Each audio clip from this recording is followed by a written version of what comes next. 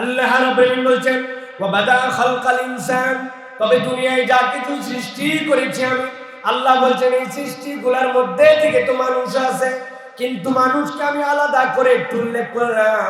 আল্লাহ বলছেন ওয়া বাদা খালকাল ইনসানা মিন তিন, তবে এই মানুষকে আমি রব্বুল আলামিন মাটির নির্যাস থেকে সৃষ্টি করেছি। আল্লাহ এরপরে বলছেন সুম্মা জাআলা নাসলাহু মিন সুলালাতিন মিন মাইন মাহিন, মৌলিক হিসাবে আদম আলাইহিস সালাম আল্লাহর প্রথম সৃষ্টি, আল্লাহ বলছেন তাকে আমি মাটি দিয়ে সৃষ্টি করেছি। এরপরে আমি রব্বুল আমিন তার বংশধারা যেটা, এই বংশধারাটা আমি রব্বুল আমিন ওই মাটির নির্যাস মানুষের শরীরের মধ্যে, সেখান থেকে একটা পানি, ওই তুচ্ছ একটু পানি দিয়ে আমি রব্বুল আলামিন এরপরে তার বংশধারাকে বিস্তার করে দিয়েছি। সুবহানাল্লাহ। বারাকতা আলা ইব্রাহিম ওয়া আলা আলি ইব্রাহিম ইন্নাকা হামিদুম মাজিদ।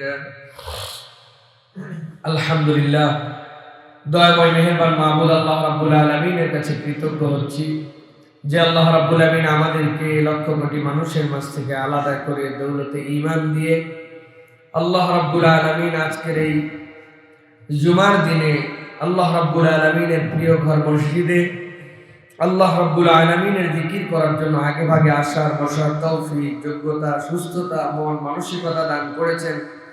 সে আল্লাহ রাব্বুল আলামিনের কাছে তাঁরই শেখানো বাক্যে কালিমাতুশ শুকর আদায় করি।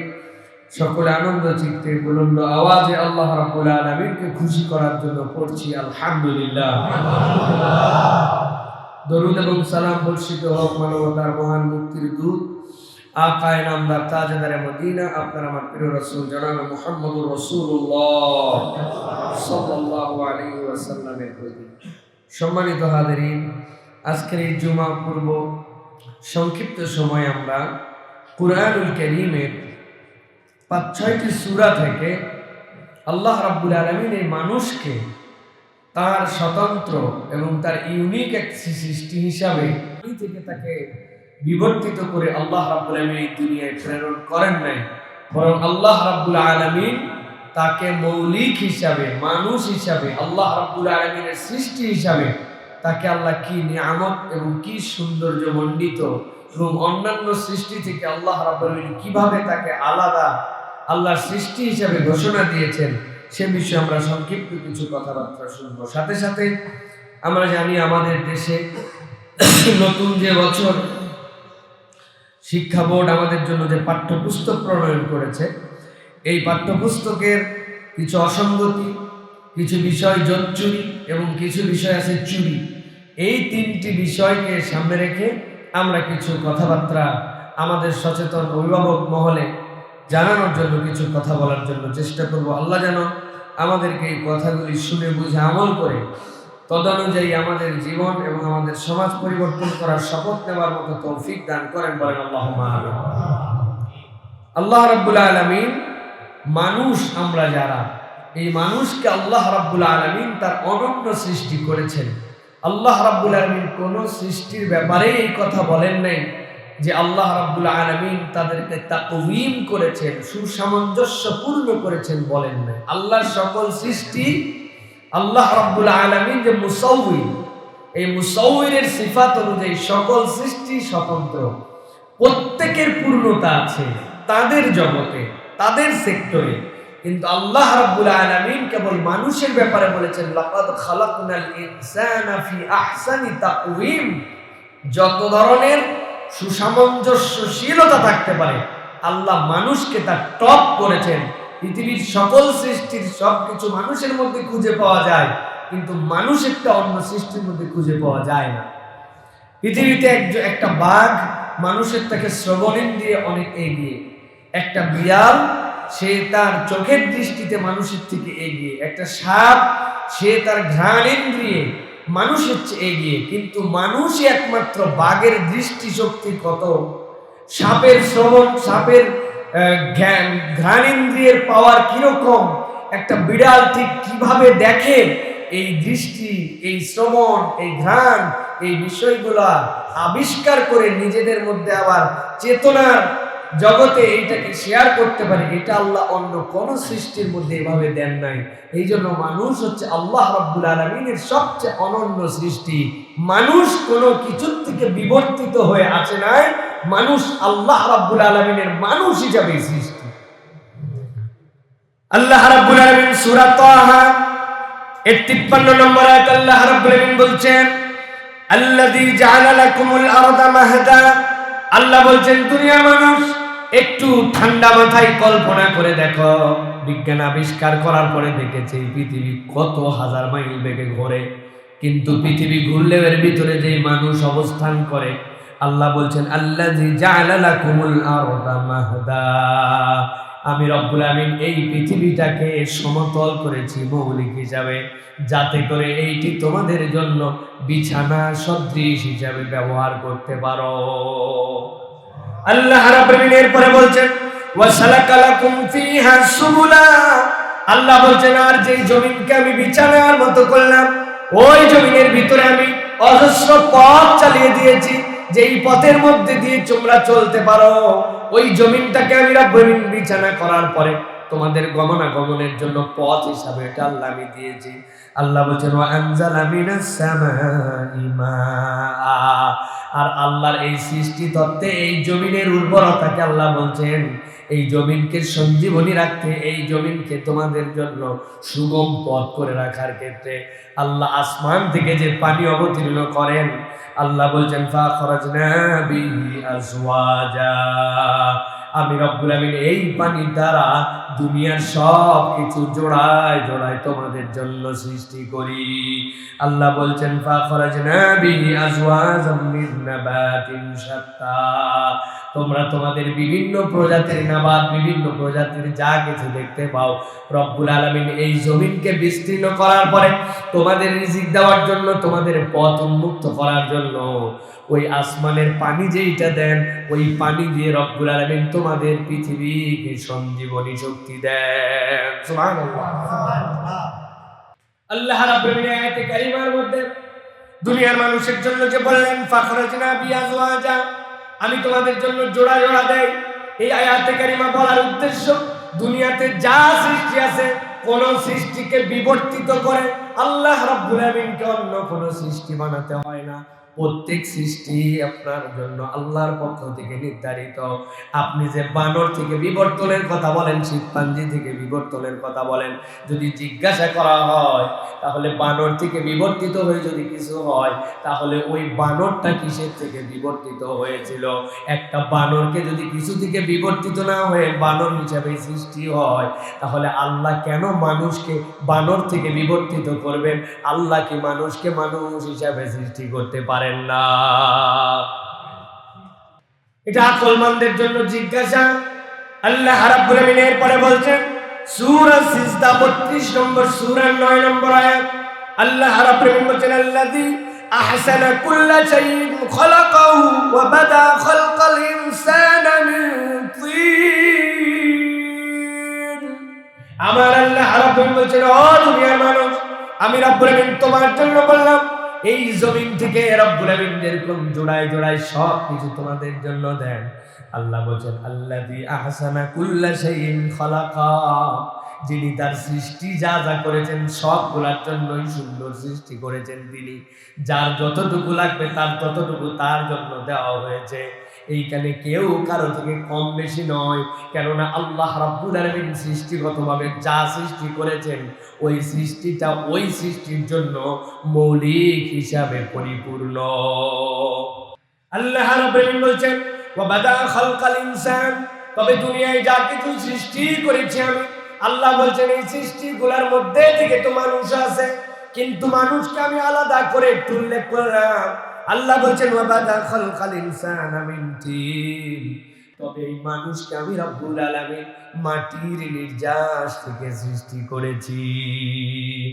আল্লাহ এরপরে বলছেন সুম্মা জাআলা নাসলাহু মিন সুলালাতিন মিন মাইন মাহিন। মৌলিক হিসাবে আদম আলাইহিস সালাম, আল্লাহর প্রথম সৃষ্টি, আল্লাহ বলছেন তাকে আমি মাটি দিয়ে সৃষ্টি করেছি। এরপরে আমি রব্বুল আমিন তার বংশধারা যেইটা, এই বংশধারাটা আমি রব্বুল আমিন ওই মাটির নির্যাস মানুষের শরীরের মধ্যে, সেখান থেকে একটা পানি, ওই তুচ্ছ একটু পানি দিয়ে আমি রব্বুল আলামিন এরপরে তার বংশধারাকে বিস্তার করে দিয়েছি। সুবহানাল্লাহ। এই আয়াতে কারিমাগুলোর প্রতি যদি আমাদের ঈমান থাকে, এই আয়াতে কারিমা যদি বিশ্বাস করি আমরা, তাহলে প্রত্যেক মানুষকে বিশ্বাস করতে হবে। আপনার মাথায় ধরুক আর না ধরুক, দুনিয়ার সব বিজ্ঞানী একই এক ধরনের থিওরি দেয়, কিন্তু ঈমান যদি আপনার মজবুত রাখতে হয়, ঈমান যদি স্বীকার করতে হয়, আপনাকে বিশ্বাস করতে হবে মানুষ মানুষ হিসাবে সৃষ্টি, ঠিক কিনা? মানুষ অন্য কিছু থেকে সৃষ্টি। আপনি যদি বিশ্বাস করেন, আপনি যদি মনে করেন হলেও হতে পারে, আছেন আমাদের একটা গরু, হলেও হতে পারে, কিসের থেকে কি না কি, থাক, ঘাটানোর দরকার নাই, ওইটাও ঠিক আছে এটাও ঠিক আছে, এই কথা বললে আপনি ঈমান থেকে বেরিয়ে যাবেন, ঠিক কিনা? আল্লাহ রাব্বুল আমিন এই জন্য বলছেন, আমি রব্বুল আমিন তোমাদেরকে সৃষ্টি করলাম মিন সুলালাতিন মিন মাইন মাহিন, তুচ্ছ একটু পানি দিয়ে আমি তোমাকে সৃষ্টি করলাম। সুম্মা সাওয়া, আল্লাহ বলছেন এরপরে আমি তোমাকে কিভাবে সুসামঞ্জস্যশীল করলাম, আমি রব্বুল আমিন কিভাবে তোমাকে পূর্ণতা দিলাম। ওয়া নাফাখা ফীহি মির রূহিহি, আল্লাহ বলছেন এরপরে আল্লাহর নিজের পক্ষ থেকে ওই সৃষ্টির মধ্যে রূহটা আল্লাহ ফুঁকে দিয়েছেন। যেই আল্লাহ নিজে রূহ ফুঁকে দিয়ে একটা মানুষ সৃষ্টি করেন, ওই মানুষই কোন পরিমাণ ব্রেনের মধ্যে পেশাব করে দিলে শয়তান বলতে পারে যে মানুষ মানুষের থেকে নয়, মানসিক পাঞ্জি আর বান্দর থেকে। আল্লাহ রাব্বুল আমিন বলছেন وَجَعَلَ لَكُمُ السَّمْعَ وَالْأَبْصَارَ وَالْأَفْئِدَةَ قَلِيلًا مَا تَشْكُرُونَ। আমার রব্বুল আমিন বলছেন দুনিয়ার মানুষ জেনে রাখো, আমি রব্বুল আমিন তার জন্য ওই তুচ্ছ একটু পানি যেইটা ওই পিতামাতার মিলনের কারণে বেরিয়ে আসলো, বিজ্ঞান এটাও গবেষণা করে দেখেছে যে এই যেইগুলি তার জন্য বেরিয়ে আসে পিতামাতার বীর্য থেকে, এটা যে কত ক্ষুদ্র থেকে ক্ষুদ্র, যখন এক্স কে ওয়াই ধরতে যায়, ধরার সময় যখন দৌড় লাগায়, কোটি কোটি স্পার্ম সেখানে দৌড় দেয়, একজন দুইজন সেখানে যায়, যাওয়ার পরে সেইটা এত মাইক্রো এত মাইক্রো। আল্লাহ বলছেন এইটাকে আমি রব্বুল আমিন আস্তে আস্তে করে আবার অবয়ব দেই, এইটা আবার বড় হয়, আমি রব্বুল আমিন নিজে তার মধ্যে আমার পক্ষ থেকে রূহটাকে আল্লাহ ফুঁকে দেন। আল্লাহ বলছেন এরপরে বান্দা তুমি দেখতে পাও কি বিস্ময়কর ভাবে ওই ক্ষুদ্রাতি ক্ষুদ্র তুচ্ছ পানি থেকেই আমি আল্লাহ তোমার চোখ দুইটা দিলাম, আমি আল্লাহ তোমার জন্য শ্রবণ ইন্দ্রিয় দিলাম। আল্লাহ রাব্বুল আমিন বলছেন ওয়াল আফইদা, আর মানুষকে সবচেয়ে বড় নিয়ামত দিলাম, আমি তার একটা অন্তর দান করলাম।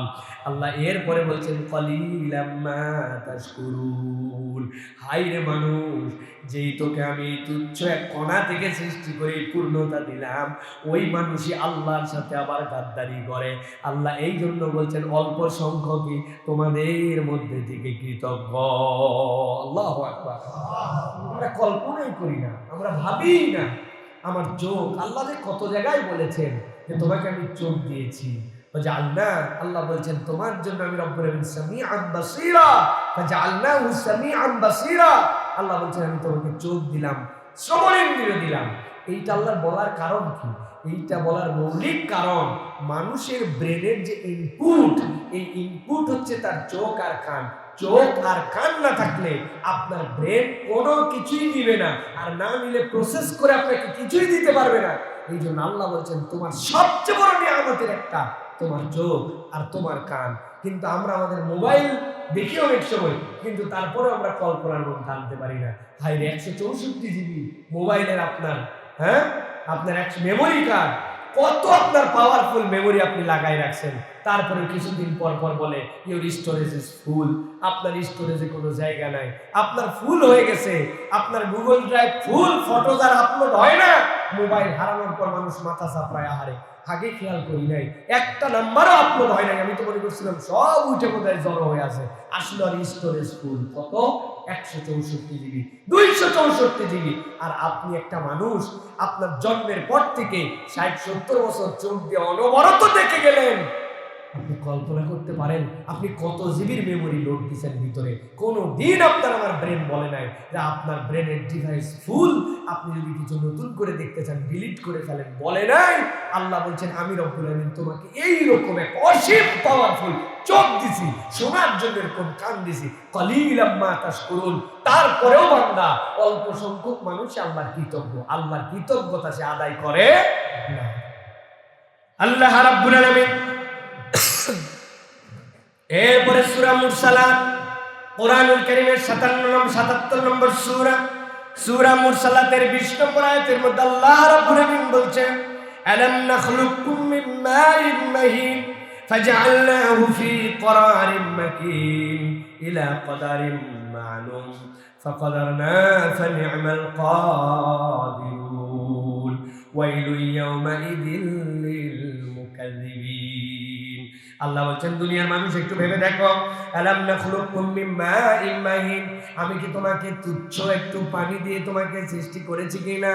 যেই পানিটা তোমার কাছে কোনো ভ্যালু নাই, ওই পানির আসলেও তোমার ওর মধ্যে কি প্রাণ আছে কি জান আছে এ সম্পর্কে তোমার কোনো ধারণাই নাই। আল্লাহ বলছেন এরকম তুচ্ছ একটু পানি দিয়ে আমি তোমাকে সৃষ্টি করলাম। ফাজআলনাহু ফি করারিন মাকিন, আমি রব্বুল আলামিন মায়ের পেটের মধ্যে এক সংরক্ষিত স্থানে আমি রব্বুল আলামিন তোমাকে সংরক্ষণ করেছি। তুমি কল্পনাও করতে পারবে না রব্বুল আলামিন তোমাকে কতগুলা স্তর দিয়ে এত চমৎকার করে সেখানে রেখেছিলেন, সেই জায়গাতে তোমাকে বড় করেছিলেন। রব্বুল আলামিন বলছেন এটা একটা তুচ্ছ পানি থেকে যেই রব তোমাকে এত মাইনর জিনিস থেকে সৃষ্টি করতে পারেন, তোমাকে এই সৃষ্টি তত্ত্ব দিতে পারেন, ওই বান্দায় বড় হওয়ার পরে ওই মাথা খাটায় কেমনে আবার বলে আমার রব আমাকে মৌলিক সৃষ্টি করেন নাই, আমাকে উমুক তুমুক থেকে বিবর্তিত হয়ে আসতে হয়েছে। এইটা যে মানুষ বলে, তার থেকে বড় দুনিয়াতে অকৃতজ্ঞ বান্দা আর নাই। আল্লাহ রাব্বুল আলামিন বলছেন তোমাকে যেই সংরক্ষিত জায়গায় রাখলাম, কতদিন পর্যন্ত রাখলাম? অসীম কালের জন্য নয়, অজস্র কালের জন্য নয়। আল্লাহ রাব্বুল আলামিন বলছেন ইলা কদারিন মা'লুম, আমি রব্বুল আলামিন ওইটা তোমার জন্য একটা নির্ধারিত সময় রেখেছিলাম। সর্বোচ্চ থেকে সর্বোচ্চ তোমার জন্য 9 মাস 10 দিন লাগে, এর আগেও ম্যাচুর হয়ে যেতে পারে। আল্লাহ বলছেন এরপরে আর রাখার দরকার নাই। রব্বুল আলামিন এইটাকে সামগ্রিকভাবে তোমার জন্য আল্লাহ কদারিন মা'লুম বলেছেন। আল্লাহ রব্বুল আলামিন তোমাকে পূর্ণতা দিলেন, আল্লাহ সেখানে তোমাকে খাওয়ালেন, আল্লাহ সেখানে তোমাকে বড় করলেন, আল্লাহ সেই জায়গাতে তোমাকে সুসামঞ্জস্যশীল করে তার পক্ষ থেকে, আল্লাহর পক্ষ থেকে রূহ দিয়ে সেইখানে তোমার জীবন সেখানে দান করলেন। আল্লাহ বলছেন ফাকাদারনা ফানি'মাল কাদিরুন। সূরা মুরসালাতের এই 24 নম্বর আয়াতটা বাড়িতে যে বের করে তাফসীর বের করে দেখবেন, আল্লাহ বলছেন ফাকাদারনা ফানি'মাল কাদিরুন, যিনি এই ক্ষমতাশীল তিনি কতই না উন্নত ক্ষমতা রাখেন। সুবহানাল্লাহ। কেউ যদি সৃষ্টি তত্ত্বের বিজ্ঞান পড়ে, কেউ যদি বিজ্ঞান যতটুকু আবিষ্কার করতে পেরেছে মায়ের পেটে কোন প্রক্রিয়ায় আমরা থাকি, এইটা যদি কেউ শুধু একটু দেখে, তাহলে সে আল্লাহর কুদরতের বিস্ময়ে আবির্ভূত হয়ে যাবে। দুনিয়ার মানুষ আল্লাহর কাছে সিজদাই করতে বাধ্য হবে। সুবহানাল্লাহ। আল্লাহ রাব্বুল আলামিন বলছেন ওয়াইলুন ইয়াওমাইযিল লিল মুকাযযিবিন। এই আয়াতে কারিমার গুলোর পরে দেখেন, খেয়াল করেন, আগেরটায় আল্লাহ রাব্বুল আলামিন বলছেন কলিলাম মা তাশকুরুন, এই আয়াতে কারিমার মধ্যে আল্লাহ বলছেন ওয়াইলুন ইয়াওমাইযিল লিল মুকাযযিবিন। আয়াত শুনে যেন মনে হয় দুনিয়ায় কখনো কখনো এত বড় বড় পণ্ডিত আসবে, যেই পণ্ডিতরা উল্টা পাল্টা কিছু কথা বলবে। আল্লাহ এই জন্যই যেন আয়াতগুলো শেষ করেছেন এই সৃষ্টি বলার পরে পরে, যে তোমাদেরকে একটু রিমাইন্ডার দিয়ে রাখি, দুনিয়াতে কেউ কেউ আবার এইটাকে অস্বীকার করবে। আল্লাহ বলছেন ওয়াইলুল ইয়াওমাইযিল লিল মুকাযযিবিন, যারা এই সৃষ্টিকে অস্বীকার করবে, আল্লাহ বলছেন কিয়ামতের দিনে আসার পরে টের পাবে শাস্তি কত ধরনের তোমার জন্য আছে। আল্লাহ রাব্বুল আলামিন কোরআনুল কারীমের মধ্যে এরপরে সূরা নিসা, আপনার আমার কাছে অত্যন্ত পরিচিত আয়াত, কিন্তু আল্লাহ রাব্বুল আলামিন এই আয়াতে কারিমার মধ্যে সূরা নিসার প্রথম আয়াতের মধ্যে আল্লাহ মানুষকে বড় করার, মানুষকে যে নিয়ামত দিয়ে আল্লাহ রাব্বুল আলামিন তার কাছ থেকে যে প্রেরণ করেছেন, আল্লাহ রাব্বুল আলামিন তার একটা মৌলিক কথা বলেছেন, ইয়া আইয়ুহান নাস, ও দুনিয়ার মানুষেরা, ইত্তাকু রাব্বাকুমুল্লাযী খালাকাকুম মিন নাফসিন ওয়াহিদা, দুনিয়ার বুকে তোমরা ভয় করো ওই রবকে যিনি তোমাদেরকে এক মানুষ সেই আদম থেকে আল্লাহ রাব্বুল আলামিন সৃষ্টি করেছেন। তুমি দুনিয়ায় আসার পরে বিভিন্ন ধরনের গোত্রে ভাগ হয়েছ, বিভিন্ন ধরনের ধর্মে ভাগ হয়েছ, বিভিন্ন তোমার পরিচয় হয়েছে, কিন্তু আল্লাহ বলছেন তোমাকে তো আমি আল্লাহ একটা মানুষ থেকেই সৃষ্টি করেছি। আল্লাহ রাব্বুল আলামিন বলছেন ওয়া খালাকা মিনহা যাওজাহা ওয়া বাসসা মিনহুমা রিজালান কাসীরান ওয়া নিসা واتقوا الله الذي تساءلون به والأرحام إن الله كان عليكم رقيبا। আল্লাহ বলছেন ও দুনিয়ার মানুষ, আমি এক মানুষ থেকে তোমাকে সৃষ্টি করার পরে এর মধ্যে থেকেই তোমার জন্য তোমার সাথী নির্বাচন করেছি।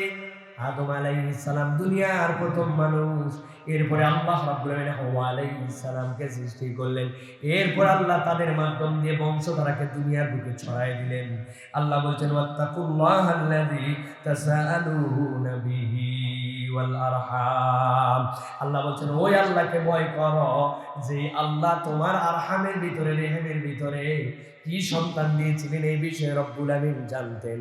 যিনি এই কাজটা করতে পারেন তিনি তোমার রব, তিনি তোমার আল্লাহ। সুবহানাল্লাহ।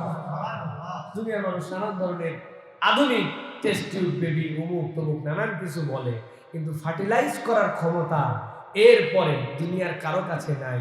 তুমি করলে টেস্ট টিউব, তুমি করলে এটা, তুমি হালাল হারাম শরীয়তের ভিত্তির বাইরে যেও, যদি দুইজন মানুষ মিলিত হয় তাহলে বাচ্চাটা তার জন্য হচ্ছে, কিন্তু এই বাচ্চাটাকে বড় করলো কে, এইটার কলা কৌশল করলো কে, কখন কান দেওয়া লাগবে, কখন তার শ্রবণেন্দ্রিয় দেওয়া লাগবে, কখন রক্ত পুণ্ডগুলোকে গোশতে রূপান্তর করতে হবে, গোশতের মধ্যে কখন হাড্ডি ঢুকাতে হবে, কখন তার মধ্যে রূহ ফুঁকে দিতে হবে, কখন তার প্রস্রাবের দ্বার বের করতে হবে, বাথরুমের মলদারটা রেডি করতে হবে, কানটা রেডি করতে হবে, ব্রেনটা রেডি করতে হবে। দুনিয়ার মানুষের এই কোনো ক্ষমতা নাই। আল্লাহ বলছেন ওয়াত্তাকুল্লাহ আল্লাযী তাসাআলুনা বিহি ওয়াল আরহাম ইন্নাল্লাহা কানা আলাইকুম রাকীবা। আল্লাহ বলেন আপনার সেই রব, যেই রব আপনাকে স্বতন্ত্র মানুষ হিসেবে সৃষ্টি করে আপনাকে আল্লাহ রাব্বুল আলামিন এক মর্যাদার আসনে আসীন করেছেন। মানুষের থেকে বড় মর্যাদাশীল সৃষ্টি আল্লাহ রাব্বুল আলামিনের একটাও নেই। সুবহানাল্লাহ। আল্লাহ যত সৃষ্টি করেছেন আল্লাহ রাব্বুল আলামিন সূরা ইয়াসিনের মধ্যে বলেছেন ইদা আরাদা শাইআন ইয়াকুল লাহু কুন ফায়াকুন। আল্লাহ বলেন হও, হয়ে গেছে। কিন্তু আল্লাহ রাব্বুল আলামিন একমাত্র সৃষ্টি যে মানুষকে আল্লাহ নিজে হাতে আদর করে যত্ন করে সৃষ্টি করেছেন, এটাই আল্লাহর সৃষ্টি। লাকাদ খালাকনাল ইনসানা ফি আহসানি তাকওয়িম। আল্লাহ বলেন আমি তাকে সুসামঞ্জস্যশীল করে সৃষ্টি করেছি। এই সুসামঞ্জস্যশীলতা কেবলমাত্র আপনার চোখ যেখানে চোখ, কান যেখানে কান, নাক যেখানে নাক, বিষয়টি এরকম নয়। তার প্রত্যেকটা অর্গান আল্লাহ রাব্বুল আলামিন অবিশ্বাস্য রকম আল্লাহ রাব্বুল আলামিন গাঠনিক রূপ দিয়ে সৃষ্টি করেছেন। এই মানুষ, যেই মানুষকে ওই তুচ্ছ একটু থেকে সৃষ্টি করা হলো, ওই মানুষের নিঃশ্বাস, শ্বাস প্রশ্বাস যেটা আমরা নেই, এটার মধ্যে আল্লাহ যে বিজ্ঞান ঢুকায় রাখছেন, এটাই তো অবিশ্বাস্য। দুনিয়ার কত কনভার্টার আছে, আপনার ঘরের আবহাওয়া গরম আছে ঠান্ডা করে দিবে, আপনার ঘরের ঠান্ডাকে গরম করবে, তার জন্য কতটুকু সময় লাগে, কতটুকু পাওয়ার লাগে। আর আপনার এই যে নিঃশ্বাস নিচ্ছে আমি, -30°C চলে গেছি, আপনি যদি এই নিঃশ্বাস নেন 10 নিঃশ্বাসে আপনার নিউমোনিয়া হয়ে আপনি শেষ হয়ে যাবেন, আপনার ব্লাড সব জড়ো হয়ে যাবে। আবার এমন তাপে গেছেন 70°C সাহারা মরুভূমিতে, আপনি সেখানেও নিঃশ্বাস নিচ্ছেন, আপনার সেই নাক দিয়ে নিঃশ্বাস নেবেন, আপনার সবগুলি সেল ভেঙে যাবে, শেষ হয়ে যাবে। অথচ এই ফেরোনাস্কের মতো ছোট্ট একটু জিনিস আল্লাহ নাকের মধ্যে সেট করে দিয়ে রেখেছেন, আপনি শ্বাস নেন, আপনার বুকের জন্য উপযুক্ত যতটুকু, আপনার শরীর যতটুকু নিতে পারবে, ওই গরম 70 ডিগ্রি হোক, তাকে দ্রুত কনভার্ট করে আপনার বুকের উপযুক্ত বানায়। ও মাইনাস ডিগ্রি 70 ডিগ্রি হোক, আপনার বুকের উপযুক্ত করে। এই যে কনভার্টার আল্লাহ রাব্বুল আলামিন আপনার আমার নাকের মধ্যে ঢুকাই দিয়ে রাখলেন। আল্লাহ রাব্বুল আলামিন বলছেন এটাই হচ্ছে আহসানি তাকওয়িম। বান্দা যত চিন্তা করবে রব্বুল আলামিন তত তোমাকে বিস্ময়ে বিস্ময়ে ভীত করে দিবেন যে মানুষের সৃষ্টি কত বৈচিত্র্যময়। সুবহানাল্লাহ। কিডনির কাজ আমরা অনেকেই জানি, প্রস্রাব করানো মনে কিডনির কাজ। কিডনির কাজ প্রস্রাব করানো নয়। কিডনি তো আপনার রক্তকে ফিল্টার করে। এই ফিল্টার করার পরে যেটা ওয়েস্টে সেটা বের করে দেয়। আপনি কল্পনাই করতে পারবেন না। যারা ডায়ালাইসিস করা লাগে সে কেবল জানে জ্বালা কত, কষ্ট কত। আর এই পর্যন্ত ফ্রি সার্ভিস আমরা কতটুকু নিয়েছি, হাজার হাজার লিটার আপনার রক্তকে সে ফিল্টার করতেছে। আপনাকে সবসময় একটা ক্ষুদ্রাতি ক্ষুদ্র কিচ্ছু সেখান থেকে পার হওয়ার উপায় নাই। আল্লাহ রাব্বুল আলামিন এই যে সিস্টেমটা আপনার আমার শরীরের মধ্যে দিলেন, আল্লাহ বলছেন বান্দা এইটা নিয়ে ভাবলে তুমি বিস্ময়ে বিস্ময়বিত হয়ে যাবো। তোমার রবকে চেনার জন্য সব সময় কেবলমাত্র কোরআন আর হাদিস পড়তে হবে না। মানুষ নিজের দিকে তাকালেও তার রবকে চিনে ফেলবে। সুবহানাল্লাহ। আল্লাহ রাব্বুল আলামিন এইরকম অনন্য আপনার আমার জন্য এই আল্লাহর পক্ষ থেকে নিয়ামতগুলো দিয়েছেন। আল্লাহ এরপরে সূরা দাহার ৭৬ নম্বর বলি আমরা, আল্লাহ রাব্বুল আলামিন এর মধ্যে বলেছেন ইন্না খালাকনাল ইনসানা মিন নুতফাতিন আমশাজ। আল্লাহ রাব্বুল আলামিন বলছেন আমি মানুষকে একটা নুতফাতিন আমশাজ, তুচ্ছ একটা ফোঁটা থেকে আমি মানুষকে সৃষ্টি করলাম। আল্লাহ বলছেন নাবতালি, আমি রব্বুল আলামিন তাকে একটা পরীক্ষার জন্য দুনিয়ার বুকে দিলাম। ফাজআলনাহু সামিআন বাসীরা। আল্লাহ বলছেন এই মানুষকে এরপরে আমি কান দিয়ে শুনতে দিলাম, চোখ দিয়ে দেখতে দিলাম। যেই মানুষকে আমি এত ক্ষুদ্র থেকে ক্ষুদ্র এক তুচ্ছ পানি দিয়ে সৃষ্টি করলাম, সেই মানুষকে আমি এই সুসামঞ্জস্যশীলতা দিলাম। ওই মানুষ কেমনে ভাবে, কেমনে চিন্তা করে যে তার রব তাকে স্বতন্ত্র সৃষ্টি না করে অমুক তমুক থেকে বিবর্তন করে তারে বানাতে হবে। আল্লাহ বলছেন এই চিন্তা যে করে সে মানুষ হিসাবে আল্লাহর সবচেয়ে অকৃতজ্ঞ বান্দা। আল্লাহ রাব্বুল আলামিন এরপরে বলছেন ইন্না হাদাইনাহুস সাবিল ইম্মা শাকিরা ওয়া ইম্মা কাফুরা। আমি তার জন্য রাস্তা বের করে দিয়েছি। চাইলে তুমি শুকরগুজার বান্দা হইতে পারো, চাইলে তুমি গাফেল হতে পারো। তোমারও চোখ আছে, তোমার আল্লাহ রব্বুল আলামিন অন্তর্দৃষ্টি দিয়েছেন। কিন্তু এখন তুমি যদি পথ হারা হও, রব হারা হও, তুমি যদি তোমার আল্লাহকে তুমি চিনতে না পারো, এটা তোমার ব্যর্থতা। এই জন্য আল্লাহ এই ধরনের যত আয়াত, সব আয়াতের শেষে এই কথাটা বলেছেন যে দুনিয়ার বুকে কিছু মানুষ থাকবে যারা এত কিছু দেখার পরেও তার রবকে চিনতে পারে না, তার রবের কাছে সে বিনয়ী হয় না। আল্লাহ এই জন্য বলছেন ইম্মা শাকিরাও ওয়া ইম্মা কাফুরা ওয়াইলুল ইয়াউমা ইযিল লিল মুকাদ্দিবিন কলিলাম মা তাশকুরুন। আল্লাহর এই সব একই সুতায় গাঁথা যে দুনিয়ার মানুষ হাজার বোঝার পরেও তোমার কিছু পণ্ডিতি থাকবে, যেই পণ্ডিতি তোমাকে উন্নত করবে না, তোমাকে নিচু বানায় দিবে। তোমাকে ওই প্রাণী জগৎ সকল প্রাণীর থেকে তোমাকে যে সম্মানিত আমি আল্লাহ করেছিলাম, ওই সম্মান তুমি তোমার ক্ষেত্রে ধরে রাখতে পারবে না। এই জন্য আল্লাহ বলেছেন কত দুনিয়াতে মানুষ আছে যেই মানুষগুলা কিরকম, উলাইকা কাল আনআম, এরা হচ্ছে পশু তুল্য। পশুর মতো বলা যাবে না, কি বলতে হবে? পশু তুল্য। পশুর মতো বললে পৃথিবীর সব পশু অসন্তুষ্ট হবে, কেননা পৃথিবীর সকল পশু সকল প্রাণী মুসলমান। সকল প্রাণী কি মুসলমান? ওরা সব আল্লাহর বিধান মেনে নিছে। আল্লাহ রাব্বুল আলামিনের বিধানের একটুকু বরখেলাপ তারা করে না। সুন্দরবন কত হাজার বছরের সৃষ্টি, কোনোদিন ওই জায়গায় সুন্দরবনে প্রাণীদের জন্য প্রাণী বিশেষজ্ঞ দিয়ে হাসপাতালও লাগে নাই, ওই জায়গায় কোনো ধরনের জেলখানাও লাগে নাই। কেননা ওরা আল্লাহর হুকুম মানে জন্য ওদের ওখানে হাসপাতালেরও প্রয়োজন নাই, জেলখানারও প্রয়োজন নাই। জেলকে এই প্রাণী একজন বাঘ এত ত্রাসের রাজত্ব সৃষ্টি করছে যে বনের মধ্যে কোনো রকম আর হরিণই থাকতে পারতেছে না। এই জন্য সব হরিণ লোকালয়ে এসে আপনার বাড়ি ঘরে ঢুকছে, এরকম কোনো হিস্ট্রি নাই। কেননা হরিণও মুসলমান, ওই বাঘও মুসলমান। আল্লাহ এই জন্য বলছেন উলাইকা কাল আনাম, এরা হচ্ছে পশু তুল্য। আল্লাহ এরপরে বলছেন না না না, এটা জাস্ট এক্সাম্পল বোঝানোর জন্য বলছি। বালহুম আদাল, বরং এর থেকেও তারা নিকৃষ্ট। কেননা প্রত্যেক প্রাণী তো আল্লাহর জন্য নিবেদিত, ঠিক কি না? একটু রাসূলুল্লাহ সাল্লাল্লাহু আলাইহি ওয়াসাল্লামের হাদিস আছে, রাসূলুল্লাহ সাল্লাল্লাহু আলাইহি ওয়াসাল্লাম বলছেন সকালবেলা যত পৃথিবীর পাখি সবগুলি খালি পেটে যায়, সন্ধ্যাবেলা সবাই ফেরে। কোথায় যায় ভাই? যার যার অফিসে চাকরি করতে যায়, গার্মেন্ট চালাতে যায়, ব্যাংকে যায়, হ্যাঁ এইগুলো করতেই তো যায় না ভাই? মুদিখানার দোকান স্টার্ট করতে যায় না? আল্লাহ বলছেন এরা সব বেরোয় আল্লাহর নামে, সকালে তাসবিহ করে সুবহান কুদ্দুস এই কথা বলে সবগুলো বেরিয়ে যায়। একটা দুনিয়ার পাখিও নাই যে দোনা ফাঁকা করে তার ঘরে নিয়ে ফিরে, একটাও নাই পৃথিবীতে। ট্রিলিয়ন ট্রিলিয়ন পাখি আছে এই পৃথিবীতে, কত ট্রিলিয়ন আমরা তার প্রজাতির সংখ্যাই জানি না, হাজার হাজার কোটি কোটি ট্রিলিয়ন পাখি সবগুলা দোনা ফুলফিল করে আসে। বলে যেই প্রাণী জগৎকে আল্লাহ খাবার দিতে পারে, এদের একমাত্র খাবার পাওয়ার কারণ এরা আল্লাহর জন্য সমর্পিত আর তাওয়াক্কুলে আল্লাহর প্রতি পরিপূর্ণ। আর দুনিয়ার সবচেয়ে দামি সৃষ্টি ও যেরকম আল্লাহর জন্য সমর্পিত নয়, তাওয়াক্কুলও নাই, এই জন্য আমাদের রিজিক নিয়ে এত টেনশন, ঠিক কিনা? প্রিয় ভাই, আল্লাহ রাব্বুল আলামিন এই জন্য বলছেন দুনিয়ার মানুষ তোমাকেই তো আমি অনন্য সৃষ্টি হিসাবে সৃষ্টি করেছি। এই সৃষ্টি জগতের সবচেয়ে আল্লাহ রাব্বুল আলামিনের দামি সৃষ্টি মানুষ। অতএব আমরা কোরআনুল কারীমের এই আয়াতের আলোকে কোনো রকম বিজ্ঞান, কোনো রকম দুনিয়ার সায়েন্টিস্ট, তাদের কোনো ধারার সময় আমাদের কাছে নাই ভাই। বাস আমরা আল্লাহর কাছে বলেছি আমানতু বিল্লাহ ওয়া মালাইকাতিহি ওয়া কুতুবিহি, আপনার প্রতি ঈমান আনলাম, আপনার রিসালাতে, আপনার পক্ষ থেকে যত কিতাব যা সর্বত্র আমার মাথায় ধরলেও মানি, না ধরলেও মানি, এই জন্য আমার নাম ঈমানদার। অতএব ঈমানদার বিশ্বাস করবে মানুষ কোনো কিছু থেকে বিবর্তিত নয়, মানুষ স্বতন্ত্র সৃষ্টি। এইটা যদি কেউ বিশ্বাস না করে কোরআন হাদিসের দৃষ্টিতে তার ঈমান নাই, মুসলমানের দপ্তরে তার নাম নাই, ঠিক কিনা? যেই সাবজেক্ট জানার পরে মুসলমান এবং অমুসলমানিত্বের প্রশ্ন আসবে, যে ঈমান রাখা এবং না রাখার দ্বারা মুসলমানিত্ব অমুসলমানিত্বের মধ্যে আপনার বর্ণনা আসবে, সেই কার্যক্রম সেই শিক্ষা মুসলমানদের সন্তানদের জন্য শেখানো হবে। আর আমরা সচেতন মুসলমানরা আমাদের বাচ্চাদেরকে ওই কুফরি শিক্ষা পড়াবো, মুসলমানদের এত ঠেকা পড়ে নাই, ঠিক কিনা?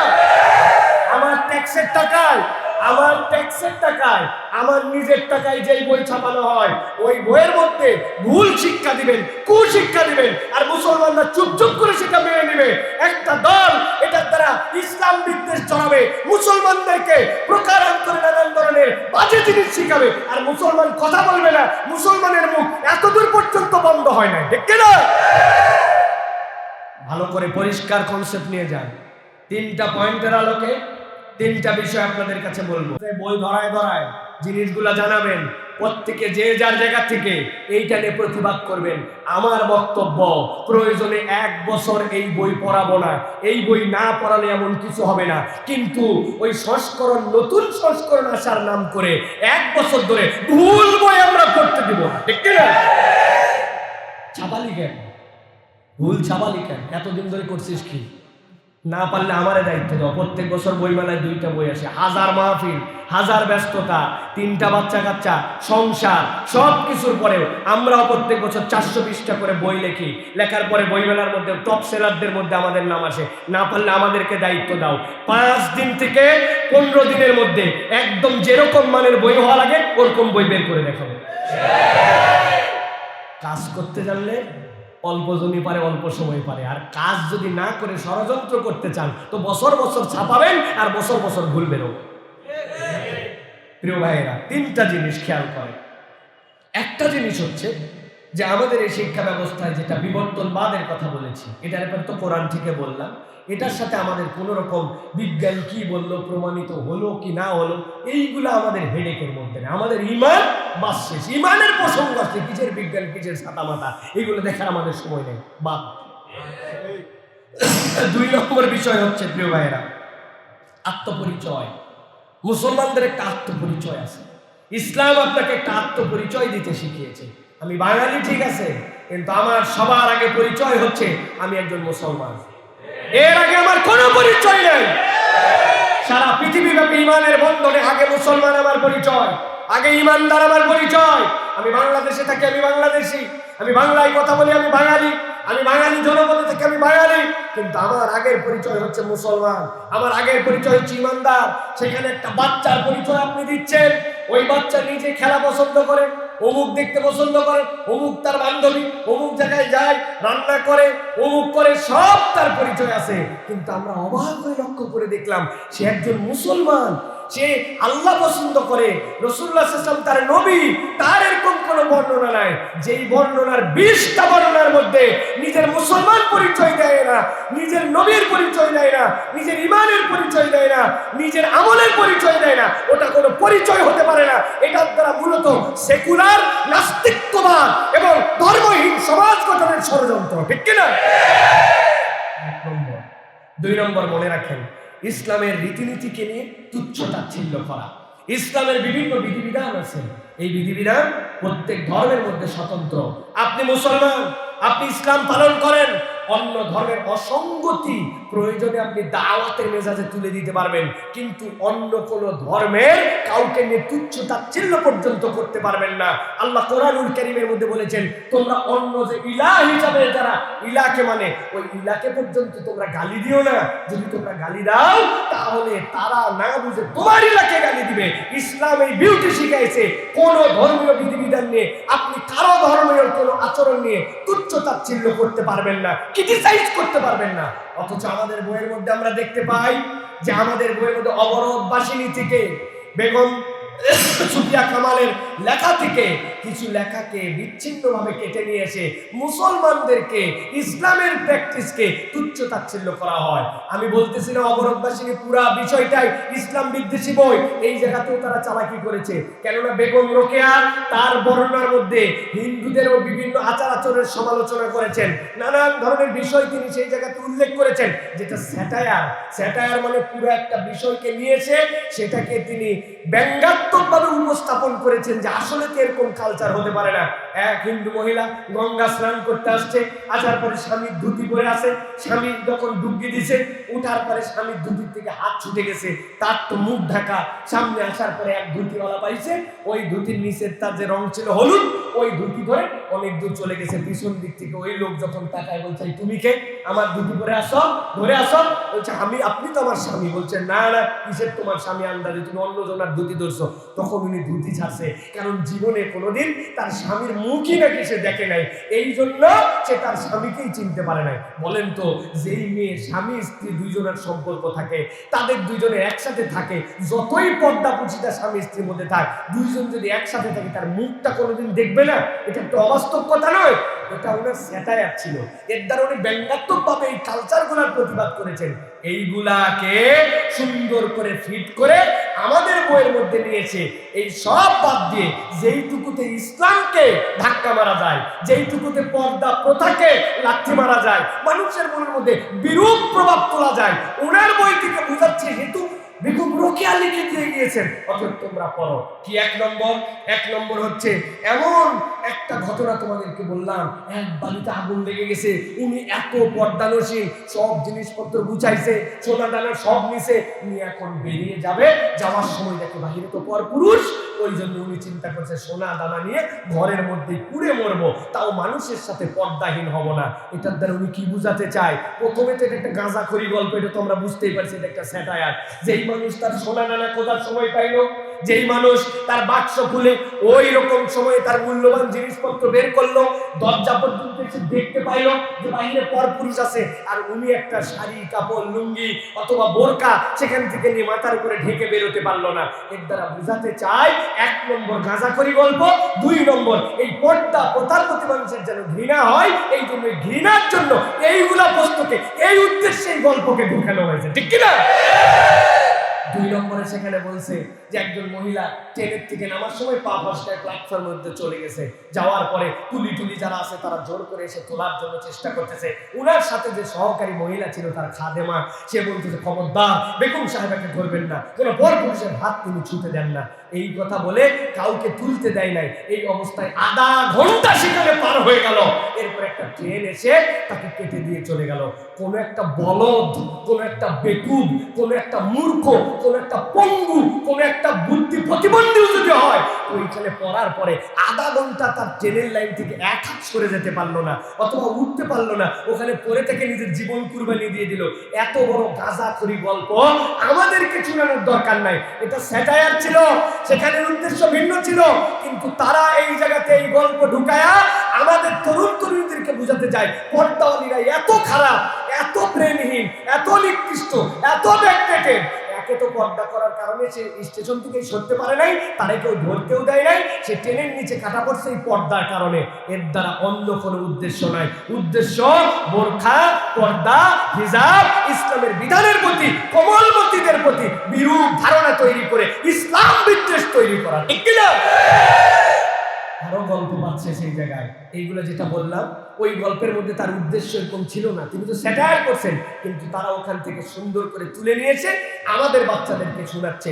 এক মহিলা অসুস্থ হয়েছে, অসুস্থ হওয়ার পরে ডাক্তার দেখাতে গেছে, ডাক্তার বলছে আপনার মনে নিউমোনিয়া, তো পিঠের মধ্যে টেথিস্কোপ দিলে এখান থেকে বুঝতে পারবো যে বুকে কফ আছে না নাই। উনি বলছে আপনার হাত দিয়ে তো আমি নিব না এটা, আমার একটা মেয়ে আছে, যেই মেয়ে কাজ করে আমার সাথে, তার হাতে মাথাটা দেন, আপনি কানে দেন। এই কথাটা যৌক্তিক, একজন ইমানদার তাকওয়াবান মেয়ে তো তাই বলতে পারে, কিন্তু উনি অনেকক্ষণ ধরে কোনো রকম শব্দ পায় না, এরকম পর্দা সুরায় দেখে, পিঠে না ধরে কোমরের মধ্যে ধরে রাখছে। প্রিয় ভাইয়েরা, ভালো করে বুঝেন গাঁজাখড়ির লেভেলটা কতটুকু। দুনিয়াতে এরকম কোনো বলদ এখন পর্যন্ত আছে যে পিঠ আর কোমর চিনে না? হ্যাঁ, পিঠ আর কোমর চেনেন, আপনি বুঝেন না যে এটা একটা গাঁজাখড়ি গল্প? এটা পর্দাকে তাচ্ছিল্য করার জন্য ইচ্ছা করে এই বইয়ের মধ্যে ঢুকানো হয়েছে, যে ওই মানুষের কোন ট্রিটমেন্ট না করে উনি চলে গেলেন। প্রিয় ভাইয়েরা, এইরকম অবান্তর অবান্তর কথা যেইগুলা অবরোধবাসীর মধ্যে এই উদ্দেশ্য বলা ছিল না, তারা এইগুলা ঢুকায়া মুসলমানদের মধ্যে, ইমানদারদের মধ্যে, তাদের বাচ্চা কাচ্চার মধ্যে, কোমলমতি পরিবারের মধ্যে পর্দা বিদ্বেষ, ইসলাম বিদ্বেষ শেখায়। এদের সুশিক্ষা দেওয়ার উদ্দেশ্য নয়, সমাজ সংস্কার উদ্দেশ্য নয়, এদের উদ্দেশ্য ইমানদার মুসলমান কোমলমতি সন্তানদের হৃদয় থেকে ইসলামকে তুলে দেওয়া, পর্দার ব্যাপারে বিরূপ ধারণা তৈরি করা। এইটা ষড়যন্ত্র ছাড়া আর কিছুই নয়। ঠিক কিনা? আমরা বলবো প্রিয় ভাইয়েরা, আমাদের কিছু বুদ্ধি বিবেক আছে তো, আমরা না সাধারণভাবে আমরা তো এগুলো বুঝি। অতএব আমরা প্রথম সাবধানতায় দিব, খবরদার পাঠ্যপুস্তক অন্যান্য কোনো জায়গায় কোনো ধর্মীয় বিদ্বেষ ছড়িয়েন না। এটা একটা সম্প্রীতির দেশ। হাজার বছর ধরে আশপাশের মানুষের হেডেক যে এই মানুষগুলো এত সম্প্রীতি নিয়ে কেমন করে থাকে। মসজিদের কিছু দূরেই থাকে মন্দির, তার কিছু দূরেই থাকে অন্য ধর্মাবলম্বী, শত বছর পার করে ফেললো নিজের মধ্যেই ভালোবাসা নিয়ে। এই ভালোবাসা অনেকে সহ্য হয় না। যাদের সহ্য হয় না তারা ইসলাম বিদ্বেষ ছড়ায়, ধর্মীয় বিদ্বেষ ছড়ায়। এদেরকে চিহ্নিত করে প্রতিহত করা প্রত্যেক ধর্মাবলম্বীর দায়িত্ব। ঠিক কিনা? এবার 2 নম্বর পয়েন্টে আসেন। 2 নম্বর পয়েন্ট অনেকের পছন্দ হবে না, কিন্তু পছন্দ না হলেও তো আমাদের বলতে হবে। সেটি হচ্ছে যে এই যে আমাদের চুরি করা বিদ্যা, কপি পেস্ট।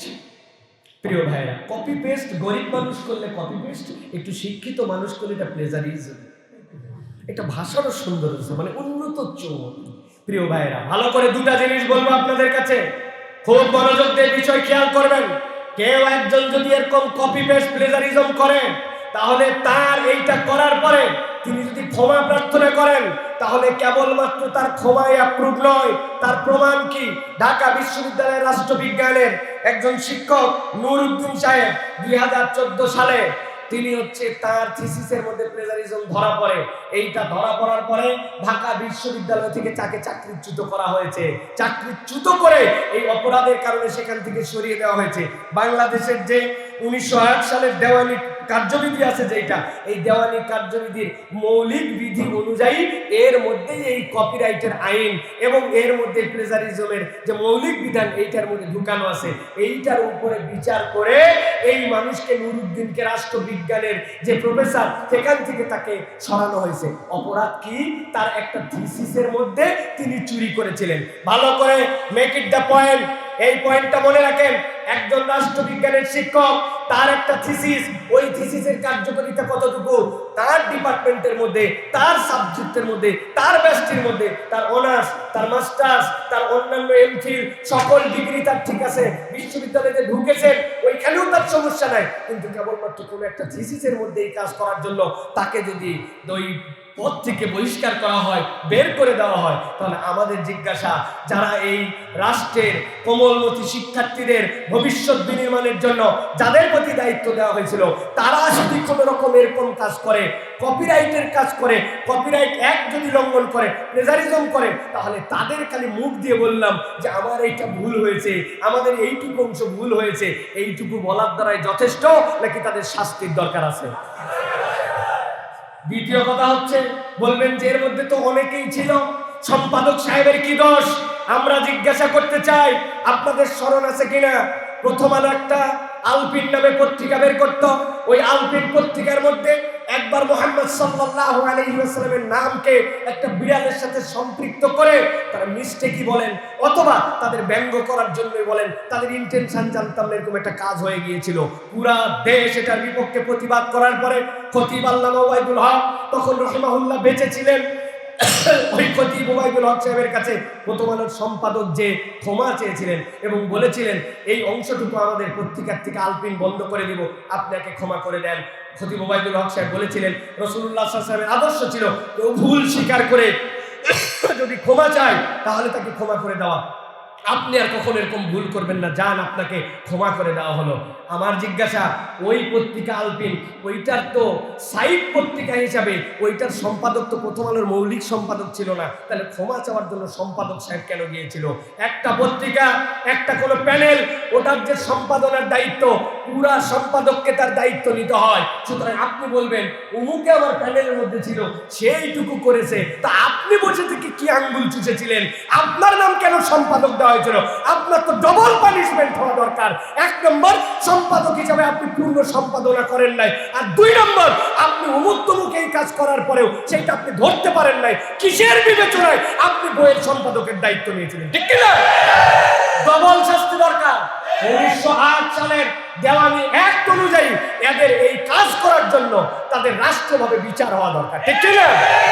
500 কোটি টাকা রাষ্ট্রে নিলেন আঙ্গুল চুষার জন্য নাকি? এই টাকা আসমান থেকে নাজিল হয় নাই, প্রত্যেকটা মানুষের ট্যাক্সের পয়সা, প্রত্যেকটা মানুষের ইনকাম কামাই করা পয়সা দিয়ে রাষ্ট্র চলে। সেই টাকাতে দায়িত্ব দেওয়া হয়েছিল। যারা দায়িত্ব অবহেলা করলো, যারা চুরি করলো, যারা প্রেজারিজম করলো, আমরা বলবো তাদেরকে তাদের পদ থেকে, তাদের অধ্যাপনার পদ থেকে, তাদের বিশ্ববিদ্যালয় থেকে এবং বাংলাদেশে তাদেরকে জাতীয় চোর হিসাবে খেতাব দিতে হবে। ঠিক কিনা? এটা হচ্ছে আমাদের বিবেকের প্রশ্ন। এটা যদি সাধ্য থাকে যুক্তিপূর্ণভাবে উত্তর দিবেন আপনারা। যদি আপনাদের কোনো এর বিপক্ষে বক্তব্য থাকে আমাদেরকে জানাবেন। আপনি সব কিছু করে বললেন আসলে ভুল হয়ে গেছে, এত সহজ না?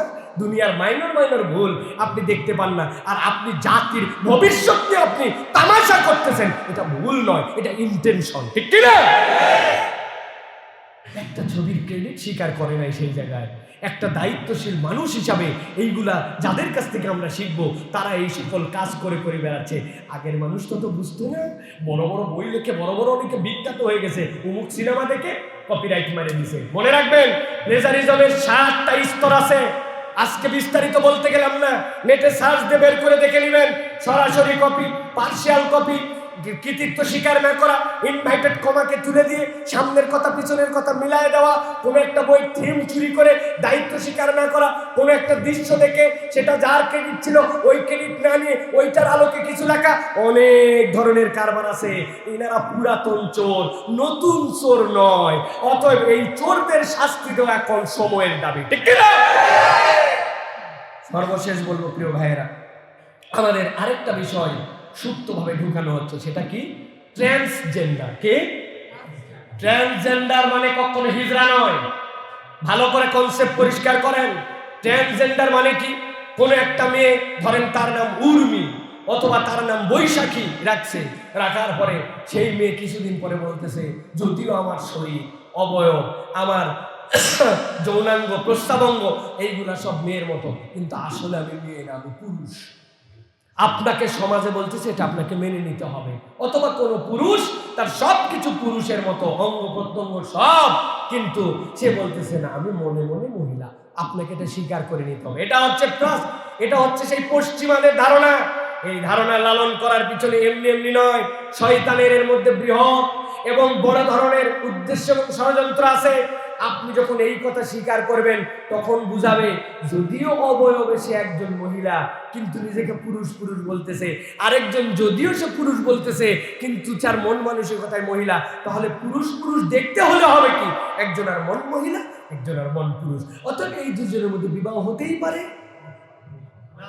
আরো আসতে বলেন প্রিয় ভাই, এটাই লাওয়াতাত, এটাই হচ্ছে আল্লাহ রাব্বুল আমিনের নিষিদ্ধ বিধান। ওইটাকে প্রমোট করার জন্য এই ট্রান্সজেন্ডারের কার্যক্রম তারা শুরু করেছে। পৃথিবীর ইতিহাসে প্রথম ট্রান্সজেন্ডার যে করেছিল আমেরিকান নেভি সিলের ক্রিস বেক, সে নিজেকে পুরুষ থেকে মহিলায় রূপান্তর করেছিল। এরপরে তার স্টেটমেন্ট আছে, সার্চ দিয়ে দেখে নেবেন। সে অনেকবার আত্মহত্যা করার জন্য চেষ্টা করেছে, বলছে আমার জীবনে যদি ভুল সিদ্ধান্ত থাকে, আবেগের বশে এই কথা বলেছিলাম, সাধারণ মানুষের থেকে 6 গুণ বেশি তার আত্মহত্যা প্রবণ হয়। এই কাজ করার পর তারা ফেরত আসার জায়গা থাকে না।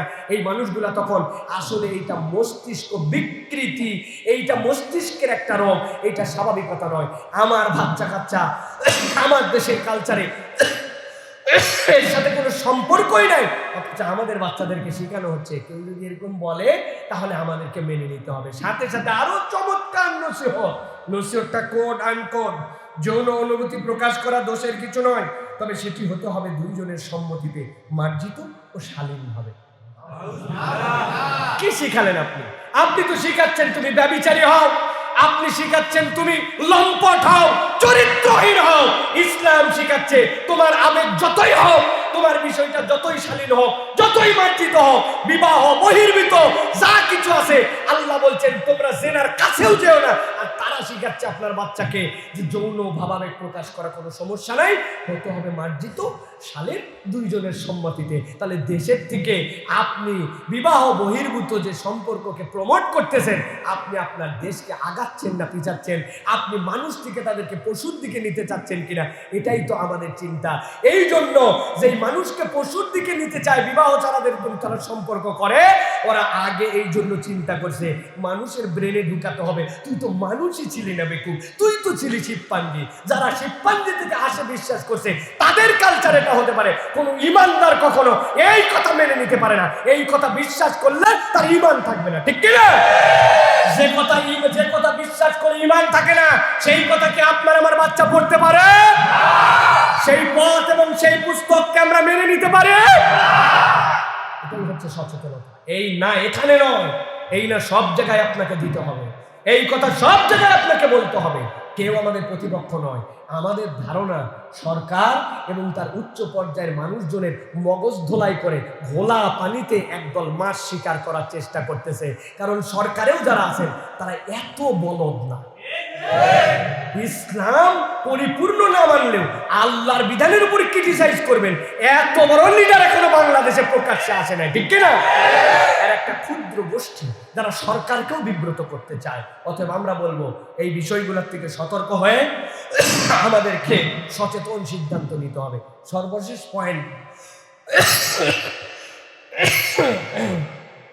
এই বইগুলাতে মুসলিম শাসক যারা ছিলেন, ভারত উপমহাদেশে যারা শাসন করতে আসছেন, কি চমৎকার ইতিহাস! যে ইতিহাসে তিতুমির নাই, যে ইতিহাসে ফরাইজে আন্দোলন নাই, যে ইতিহাসে মুসলমানদের 500 বছরের শাসনের কোনো পজিটিভ কিছু নাই, যে ইতিহাসে ইখতিয়ার উদ্দিন মোহাম্মদ বিন বখতিয়ার খিলজি এই দেশে নাকি আসছিলেন, আসার পরে তিনি লাইব্রেরি ধ্বংস করে ফেলছেন, অমুক মন্দির ভেঙে দিয়েছেন, এই সকল প্রমোট করে প্রকারান্তরে ইতিহাস বই, সপ্তম শ্রেণীর বই, ষষ্ঠ শ্রেণীর বই পড়ে দেখবেন, দেখলে মনে হবে ব্রিটিশরাই আমাদের জন্য ভালো ছিল, তাদেরকে যারা খেদাতে আসছিল মনে হয় তারাই খারাপ মানুষ ছিল। মানে নিকৃষ্টতার একটা সীমা অতিক্রম করেছে। আমরা এর আগেও বলেছি, আজকেও বলতে চাই, যারা এই মুসলমানদের শাসকদেরকে, এই শাসকরা 100% ভালো মানুষ, ইনারা একদম ইসলামকে পুঙ্খানুপুঙ্খ মেনে নিয়ে শাসন করেছেন, আমরা জীবনেও এরকম কথা বলি নাই। কিন্তু তাদের নামের সাথে মুসলমান ছিল, তাদের শাসন ব্যবস্থায় সত্যি সত্যি বিরল কতগুলা কীর্তি ছিল, তাদের মধ্যে অনেক মহান মহান শাসক ছিলেন। এই ভারত উপমহাদেশে অচ্যুত, এই ভারত উপমহাদেশে যেই সকল বৈশ্য, যেই সকল ব্রাহ্মণ্যবাদ, নানান ধরনের শ্রেণীবিন্যাস ছিল, কল যদি ছুঁয়ে দিত, ওই কল না ধোয়া পর্যন্ত হাত দিতে পারতো না। কেউ যদি কোনো বর্তনীতে হাত দিত, খেত, ওই বর্তনী ফেলে দিত। একটা দল উচ্ছ্বসিত থাকতো, তাদেরকে তাদের ঘরের উঠান পর্যন্ত উঠতে দিত না। এই মানবিক পরিবেশ ভারতীয় উপমহাদেশে মুসলিম শাসকরা করেছে। মুসলিম শাসকরা আসার পরে ধন সম্পদ লুণ্ঠন করা, অন্য ধর্মাবলম্বীকে ধর্মান্তরিত করা, এই যদি তাদের প্রজেক্ট হতো 500 বছর লাগতো না। 50 বছরের মধ্যে ভারতীয় উপমহাদেশে অন্য ধর্মাবলম্বীদের নাম নিশানা সব উৎখাত করে দিতে পারত। কিন্তু আজকে পর্যন্ত ভারতীয় উপমহাদেশে দেখা যায় যে এখানে মুসলমানদের থেকে 5 গুণ তাদের সংখ্যা বেশি। এটাই কেবল প্রমাণ করে, আর কোনো দলিলের দরকার নাই যে তারা আসার পরে অপর ধর্মাবলম্বীকে ধর্মান্তরিত জোর করে করেন নাই। কোন রকম তাদেরকে ভাঙচুর করা, তাদের মূর্তিকে অপসারণ করা, তাদের মন্দিরকে অপসারণ করা, তাদের বই পুস্তকে আগুন লাগাই দেওয়া, এটা মুসলমান শাসকদের চরিত্র ছিল না। কিন্তু তারা এইরকম চরিত্র পড়ায় উপর্যুপরি মুসলমানদের কোনো পরিচয় নাই। 500 বছর স্কিপ করে বাকিটুকু আসে। যাদের চোখে 500 বছরের শাসন খুঁজে পাওয়া যায় না, বোঝা যায় তারা অন্য কোনো চশমা পরে এই ইতিহাস লেখে, অন্য কোনো চশমার রঙে আমাদের বাচ্চাদেরকে রাঙাতে চায়, ঠিক কি না? এই সকল ইতিহাস এবং এই সকল বিকৃত ইতিহাস যেগুলো, এইগুলো থেকে সুষ্ঠু সুন্দর গঠনমূলক ইতিহাস এর মধ্যে তুলে দিতে হবে। ছবি এমন পরিমাণ ছবি এর মধ্যে দেওয়া, এমন ধরনের ছবি এর মধ্যে ঢুকানো যেন মনে হচ্ছে এই দেশের সংস্কৃতিতে, ইতিহাসে, কাজে কর্মে কোন রকম মুসলমানদের কোনো ছাপই নাই, সব কোথায় অন্য কিছু। এই ধরনের ষড়যন্ত্রমূলক যে সকল ইতিহাস লেখা হয়েছে, এইগুলা থেকেও আমাদেরকে সচেতন হতে হবে।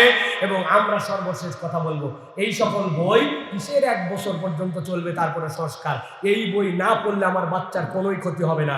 যেই বই পরিবর্তন করে পারলে পড়ান, না হলে এই বই আগামী 1 বছর চলবে না। এই বই থেকে আমাদের বাচ্চারা পাঠ নেবে না। পারলে চেঞ্জ করেন, না পারলে স্থগিত রাখেন। না হলে কি হবে, করোনার সময় 10 সাবজেক্ট পরীক্ষা দেওয়া লাগে, 2 সাবজেক্ট পরীক্ষা দিয়ে না দিয়ে পাস যদি দিতে পারেন, তাহলে এই বই ছাড়াও আমার শিক্ষা ব্যবস্থা চলতে পারে। যদি শিখাতে হয় সঠিক শিখাতে হবে, আর না শিখালে এই শিক্ষা চলবে না, ঠিক কি না? এটাই শেষ কথা। আল্লাহ রাব্বুল আলামিন আমাদেরকে বোঝার তৌফিক দান করে, বলেন আল্লাহুম্মা আমিন। সবাই যে যার জায়গা থেকে প্রতিবাদ করবেন, বাচ্চাদেরকে সচেতন করবেন। এই পয়েন্টগুলো লিখিত আকারে আপনার ফ্যামিলিকে জানাবেন, পরিবারে জানাবেন, ফেসবুকে স্ট্যাটাস দিবেন।